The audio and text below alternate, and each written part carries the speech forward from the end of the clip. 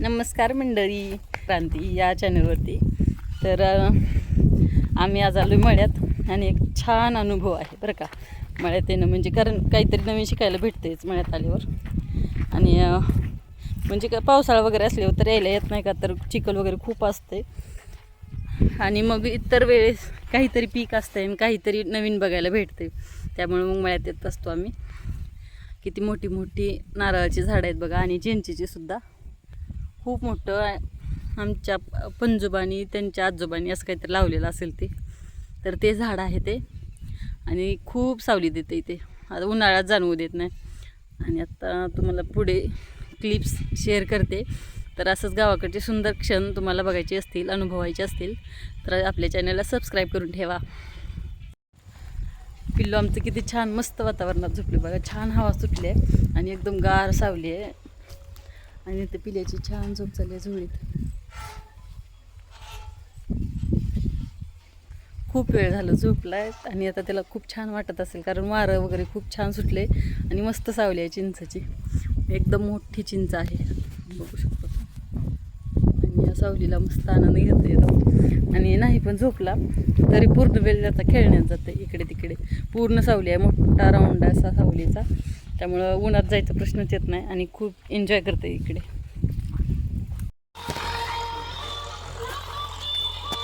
तो का मम्मीचा आणि नानाचा व्हिडिओ हो का बघा.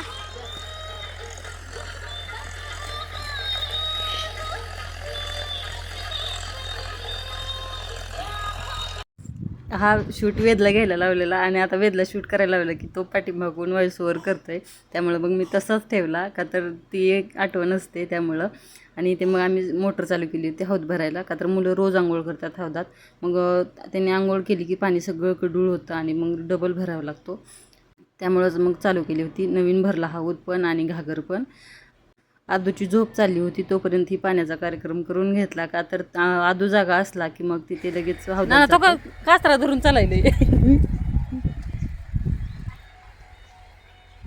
आय आदूकड बघ की तो.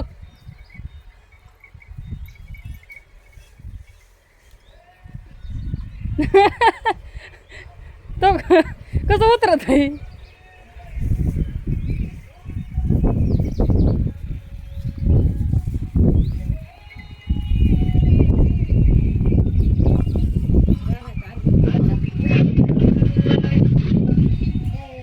शेतात येऊन मुलं मस्त आजी आजोबांसोबत वेळ घालवतात आणि इथे मस्त सावली असल्यामुळे त्यांनासुद्धा खूप छान वाटतं.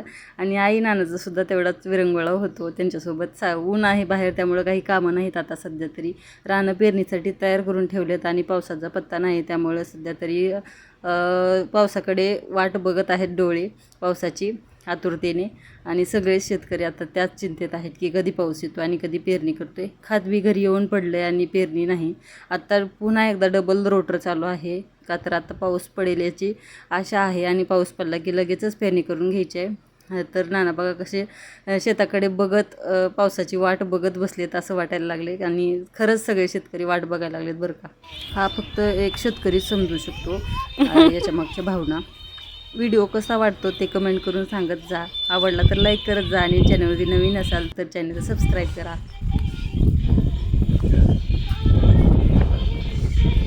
गायला पेंट ठेवले, आत्ता धार काढायचे. मस्त हवा सुटले.